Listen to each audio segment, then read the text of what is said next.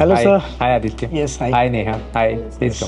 प्रत्येक मुलीचं एक स्वप्न असतं आई होण्याचं. एक राईट एज काय प्रेग्नन्सीसाठी? परदेशामध्ये सांगितलं जातं की 35ला फर्टिलिटी डिक्लाइन होते. आपल्या इथे ते प्रमाण 32लाच व्हायला लागतं. सो तुम्हाला वाटतं की मेन कॉजेस काय आहेत? करिअर आहे, डायटरी फॅट्स फॉलो करतो आहे, रिफाइंड फूड खातोय, एक्सरसाइज अभावानी करतोय, प्लस ऍडिक्शन्स आहेत.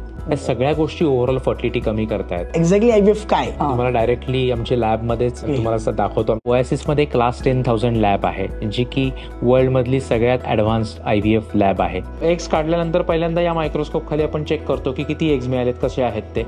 एक सिंगल एग घेऊन आपण एक स्पर्म त्याच्यामध्ये इंजेक्ट करतो आणि आपण एम्ब्रिओ फॉर्म करतो. जितके टेक्नॉलॉजीज जास्ती चांगले तितकं आपलं प्रिसिजन जास्ती चांगलं, जितकं आपलं सक्सेस रेट जास्त चांगलं.